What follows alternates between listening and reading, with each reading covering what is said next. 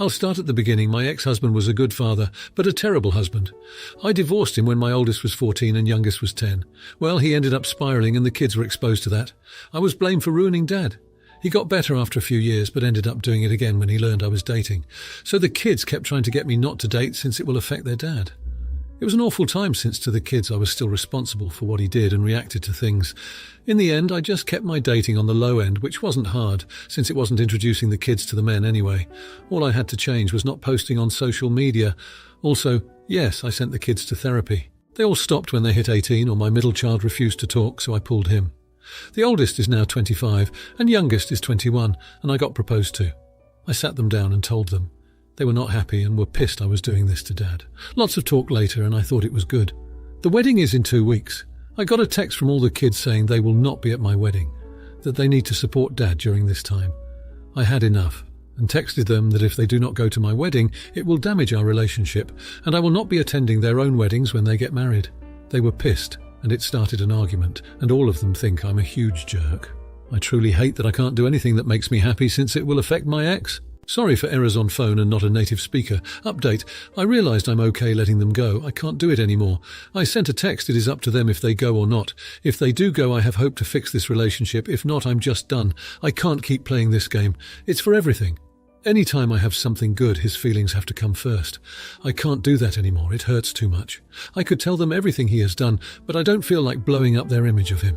Update 2. Someone private messaging me convinced me to lay it all out for them, so I did. Well, I got my response. They called me a liar. Even with showing old screenshots that were in our divorce case, I think it is over, thanks to everyone who tried to help. I know this was a no-win situation. I did frick it and sent every single thing, including this post. Now for a few comments before the update. Comment 1.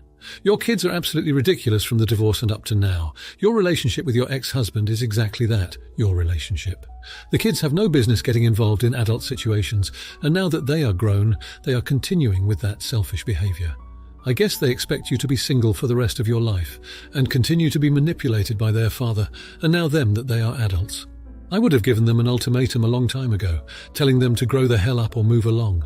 If you continue to bow to them now, you will be doing it for the rest of your life, and I guarantee you it will ruin the marriage you are about to enter.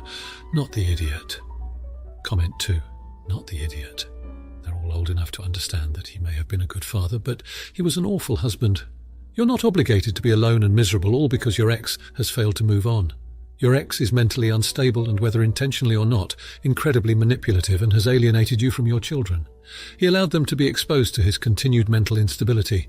He traumatized your kids and put a burden on them. If a group of adults won't allow you to move on with your life, then unfortunately they should not be in your life. Parents may have a duty to their children, but it absolutely does not extend to this. Comment 3. Not the idiot. They are adults now and should realize that you're under no obligation to stay single to appease your ex. They're not the only people who have had parents divorce, and yet it seems like they can't get over it. And if after all this time your ex is still emotionally impacted by your personal life, then he needs to get on with his life and get help, because it is not healthy. Also, assuming that they want you to go to their weddings in the future, are they expecting you to go solo and not bring your husband? Now, for the update. The past 2 weeks have been a whirlwind I never could have anticipated, and the word drama barely scratches the surface of what's unfolded since my last post. 3 days after dropping the bombshell of evidence on my children, I received a call from my ex-husband. Apparently my oldest had confronted him with the messages and bank statements I had sent them. What I expected to be a furious tirade turned out to be a shocking admission of guilt. He broke down, confessed to years of deceit, and apologized, stating he wanted to start making amends. I was floored. Fast forward to the next day, and I'm at my front door, face to face with my children. Tears, apologies, and admissions of their own confusion and hurt rolled out in a conversation that lasted hours. They had been manipulated into believing a fabricated story, and the reality hit them hard. It was an emotional mess, but a start to mending our relationship. As if that wasn't enough, my fiancé, who had been supporting me through all this, revealed that he had been quietly investigating my ex's financials to build a case to ensure I wouldn't be taken advantage of anymore. His findings backed up everything I'd told my kids, and even unearthed additional betrayal from my ex. The most jaw-dropping moment came when my ex's sister reached out to me. She had been estranged from him for years, and after hearing about our situation, she provided me with emails and messages that confirmed even more lies he had told, not just to me but to our entire family over the years. The web of deceit was far more extensive than any of us knew. My kids are now in a different kind of therapy, one that deals with family betrayal and manipulation. It's early days, but they are starting to work through the trauma of being used as pawns in their father's games. And for the first time in a long time, they're talking to me openly. They've even initiated conversations about the wedding, with tentative steps toward wanting to be involved. As for the wedding itself, it's been put on hold, not because of all this chaos, but because my fiancé and I want to ensure our family is on a solid foundation before we take that next step. It's a strange sort of silver lining, but it feels like we're building something new and stronger from the wreckage of the past. These 2 weeks have been a testament to the idea that the truth will out, even if it takes its sweet time. And while it has been an emotionally exhausting time, there's a glimmer of hope now that wasn't there before. It's not a fairy tale ending, and there's a lot of work ahead, but for the first time in what feels like forever, it's a start. Now, for the comments. Comment 1. Not the idiot. Your first and foremost obligation is to the well-being and mental health of your children. The fact that they are now in therapy is a testament to just how deeply they were affected by their father's deceit. It's incredibly responsible of you to put the wedding on hold to focus on the stability of your family. Addressing these issues head-on is the best way to ensure that everyone involved can heal and move forward. It's never easy to confront a web of lies, especially when it's woven by someone who's supposed to be a pillar of trust and support. Your ex-husband's sister stepping in to provide additional evidence further solidifies that you are dealing with a complex situation that requires careful and considerate handling. By prioritizing your children's needs and seeking professional help for them, you are setting a strong example of how to respectfully handle such a difficult situation without compromising your own integrity or the well-being of your family. Comment 2. Not the idiot. The emotional labor you have invested into uncovering the truth shows a great deal of courage and commitment to transparency. Your fiancé's involvement in investigating the ex-husband's finances reveals a partnership that is based on mutual support and trust. While some might question involving your partner to such an extent, it is clear that your fiancé's intentions were to protect your family from further betrayal. It is crucial that you both work together to build a solid foundation before entering into marriage, and your decision to postpone the wedding is a wise one. It allows you to focus on healing as a family unit without the added stress and expectations that come with planning a wedding.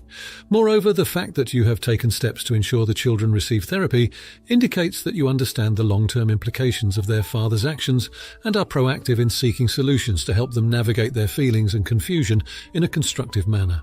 Comment 3. Not the idiot.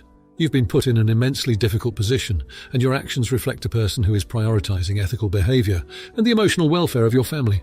By revealing the truth to your children, you are teaching them the importance of honesty and the courage it takes to face difficult truths. It's commendable that you're not only supporting your children through this trauma, but also allowing them the space to process their emotions and apologize for their confusion and hurt.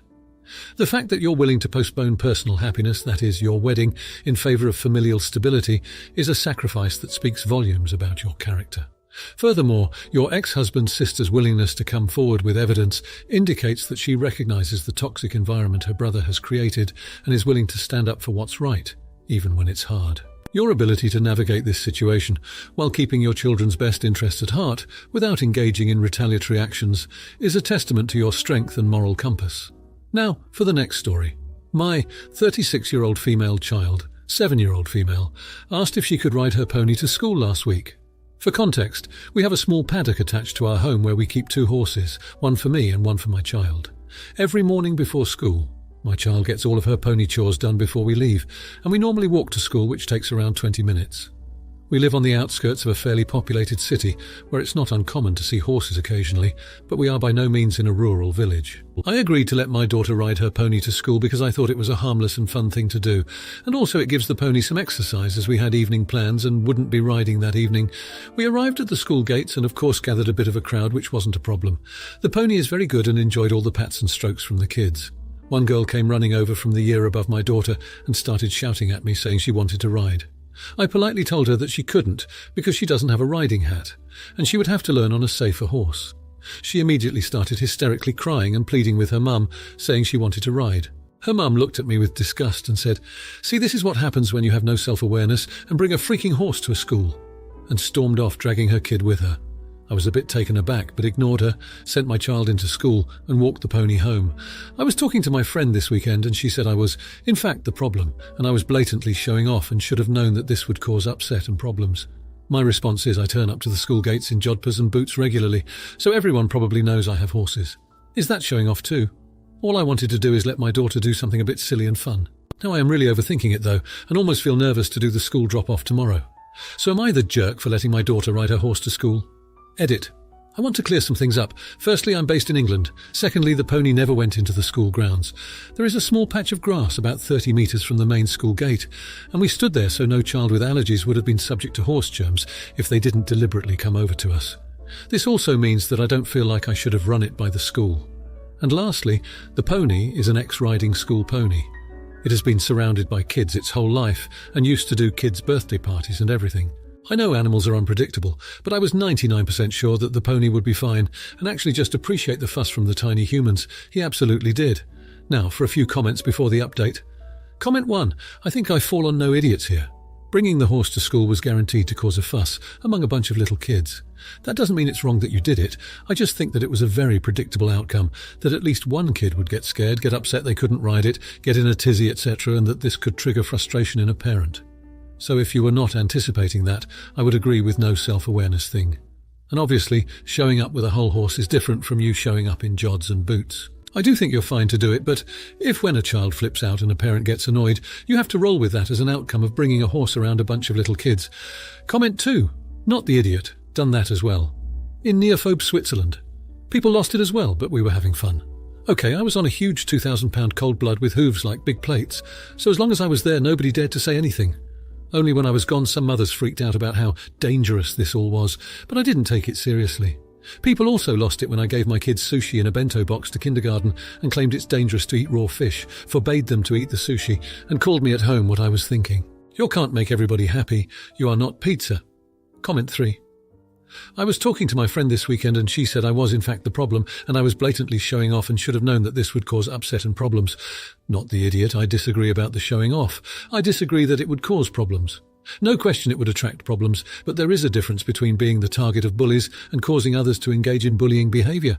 That is a matter of other people's character and insecurities, not yours for being non-confirming, and you handled the situation correctly. Now, for the update. So, it's been a few weeks since the incident at my daughter's school with the pony and the other mum. I wanted to come back and give an update because this situation took an unexpected turn that warmed my heart.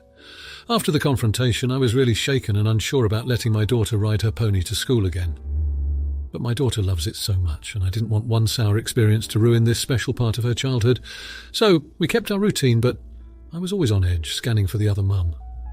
Then one morning, as we arrived at the school, I saw the same mum waiting. My heart sank, preparing for another clash, but she approached us with a completely different demeanour. She apologised for her reaction last time. She explained that she had been having a really tough day and wrongly took it out on us. I was taken aback, honestly. It's not every day you see such a sincere apology, but here's the beautiful part. She said her daughter hadn't stopped talking about the pony and wondered if there was a safe way for her to have a little ride after school. We discussed it and agreed to meet at a nearby park with proper riding gear for her daughter. It turned into a little after-school event. A few other parents and kids joined us, all maintaining a safe distance and taking turns with help from me and a couple of other horse-savvy parents. The kids were thrilled, and my daughter felt like a little celebrity with her pony. The best moment was seeing the smile on the face of the girl who initially wanted to ride. Her mum was right there, taking pictures and thanking us profusely. She even brought homemade cookies as a thank you, and we all had a mini picnic in the park. The experience has turned into a regular thing now. Every other Friday we have a small gathering for the kids to learn about horses and take supervised rides. It's become a community-building activity, and the school even praised our initiative for promoting animal education and empathy. I never imagined that an uncomfortable confrontation would lead to such a positive outcome. We've created a space of learning joy and respect for animals that's brought parents and kids together. I'm so happy I didn't let fear dictate our actions, and grateful for the power of apologies and second chances. Now, for the comments. Comment 1. Not the idiot. It's completely understandable to have a tough day and react in a way that isn't typical for you, especially when it comes to matters involving your children. The important thing here is that you recognized your mistake and took the initiative to apologize. That shows a level of maturity and self-awareness that is commendable. Moreover, your ability to turn the situation around by working together to create a positive outcome not only for your daughter, but for the whole community is impressive. It's a beautiful example of how a negative experience can be transformed into an opportunity for growth, learning, and community bonding. The fact that you've now established a regular gathering that promotes animal education and empathy speaks volumes about your character and your commitment to turning a bad day into a lasting positive impact for everyone involved. Comment 2. Not the idiot. What stands out in this story is the power of communication and the willingness to repair a relationship after a confrontation. It takes courage to admit when you're wrong and even more to apologize. Your actions have led to a valuable educational experience for the children and have fostered a sense of togetherness among the parents. In addition to this, providing a safe space for children to interact with animals is a fantastic way to teach them responsibility and kindness towards other living beings. This not only benefits the children, but also the animals involved, as they are treated with care and respect. It's a testament to how a single act of reconciliation can spark a chain reaction of positive events in a community. Comment 3. Not the idiot. The resolution of this conflict is a testament to the power of empathy and the importance of giving people the chance to redeem themselves. Your initial confrontation, while regrettable, became a catalyst for a much-needed community space where children can learn about animals and where parents can connect. This initiative likely provides a unique hands-on learning experience for kids who might not have had the chance to be close to animals like a pony before. It's not just about the children having fun, it's also about instilling a sense of responsibility and educating them on proper animal care. This teaches them valuable life lessons about nurturing and compassion that will serve them well into adulthood. Your actions have turned an unfortunate incident into a heartwarming example of how a community can come together and create something wonderful out of a misunderstanding. If you liked this video, you'll probably like these too. Also, while you're here, please consider subscribing. It's your support that keeps this channel alive and allows me to make better and longer videos. Have a great day!